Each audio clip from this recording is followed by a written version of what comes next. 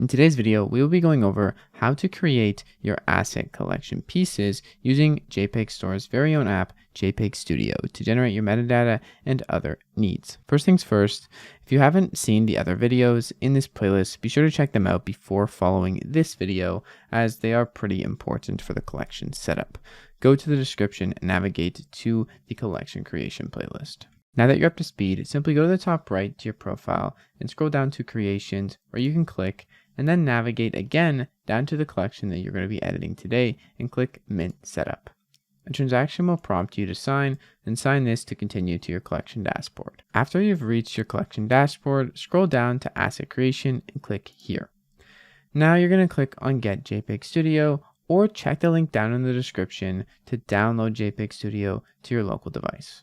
Make sure you're downloading the right JPG Studio version for your specific device, whether it be Windows, Mac, or Linux. After installing JPG Studio, you may need to extract the zip into a normal file folder. Open up that file folder and find the exe for JPG Studio. Then open it. After opening it, you can now enter your JPG.Store key.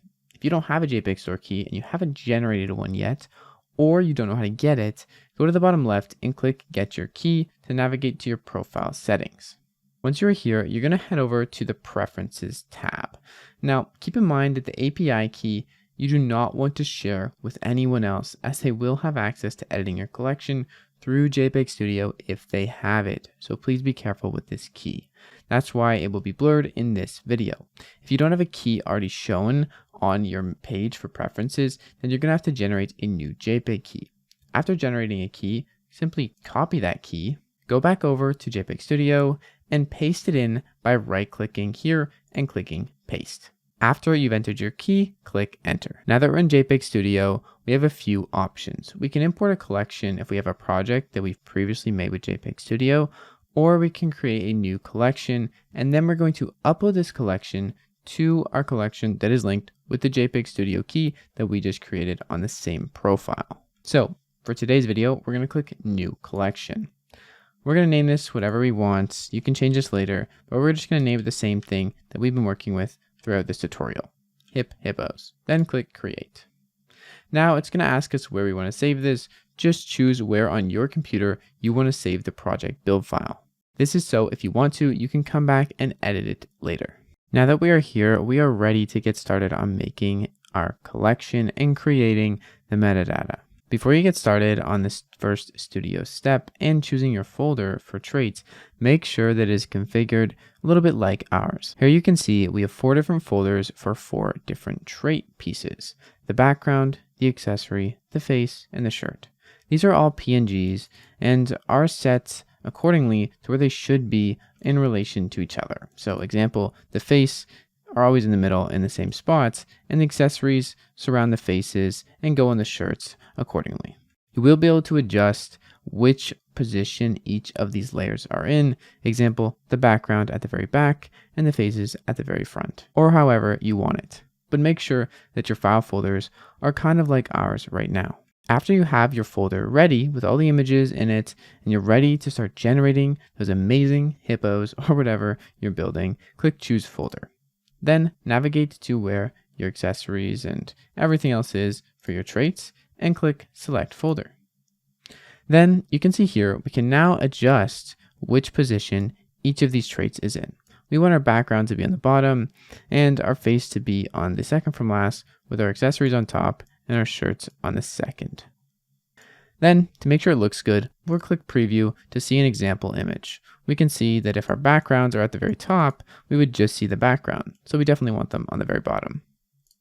Now that we've made sure that our traits look good, we can go ahead and we can adjust all of these different traits. For example, if we want to adjust the rarities, we can click on the accessory table and then go over and either change the name, the custom name, enable if they're going to be included in the collection, the limit of them when we create, and also specifically the rarities.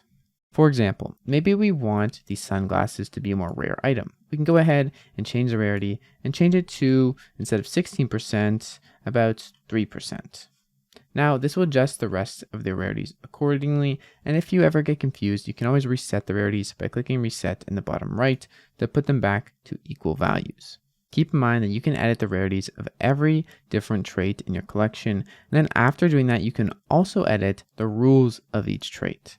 For example, maybe we have a hat with a nice looking hippo, but we don't want something to happen. Like, we don't want a hat and we don't want it with a crying face, because why would a hippo ever be sad if he had a nice hat on? We could then force it to avoid this, so this never becomes a combination created, or we can make it so every time there's a hat, there's also a crying hippo. This applies to pretty much anything you want to within your traits, and you can apply these rules as you wish at your own will. After you've edited with the rarities and the rules of your traits, you can then go ahead to the next step, which is to generate your NFTs. Another side note to keep in mind before you generate the metadata for your hippos or whatever you're building here on JPG.Store, to go to settings and make sure that these are applicable to you. You may want to remove these, and you may also want to change the description that will be appended in the metadata to your NFTs. Example, maybe you want a fun hip message appended to all of your NFTs, no matter the rarity or traits associated. And then make sure you save settings in the top right afterwards. First, decide how many NFTs you want to be totally available, and also the number in which they will start at to generate. For example, if we set this to 5 and we click generate, or 4, it will start from 4. We're going to go with 1 and regenerate 111 hippos. Now, after double checking that everything that you've put here is correct and looks good from the output based on your other creations and selections and rarity tables and rules for your traits, then you can proceed to the upload step by clicking upload. Keep in mind, every time you click generate here, it will make a build file or a .nsp file inside of where your traits are, and we will use this to upload later. Here's an example. After clicking generate, it's building a file. Now, in order to upload these images, we're going to have to put them to an IPFS provider. To do this, simply click plus here to add a provider, and then you're going to select a provider. We're going to be using Pinata for this tutorial, but you can also use Infura. Click on Pinata, name your provider, and then you're going to have to get an authorization token. To get this, you're going to have to sign up with Pinata. But first, just click on this link to get your Pinata key, and if you're not signed in, make an account, and then you'll be able to navigate to where we're going now. Once you've made a Pinata account, navigate to the developers section and click new key. Keep in mind, you don't want anyone having access to this key, as if they do, they will be able to use your IPFS service through Pinata. Click new key, then you're going to want to give this admin permissions, as well as not limit the number of max uses, and give it a name. We're going to be giving it the name Hip Hippos. Then create key. Now, this page here, it is blurred on our screen. You should not give access anyone to these keys. What you're going to do is use the secret access token, or the JWT tag here, and copy that big long string and then paste it to where we just were in the JPEG Studio app. After you've pasted the API key in, click add, and then it will successfully add, and you can click yes. Now that you have the IPFS provider put in here, go to the top left and select it so you can see that you now have access to it. Now, after you've done that, click select build file and navigate to the build file that we made earlier when we generated our hippos, or whatever thing you are making that is awesome on our platform. Click select build file, navigate to it here,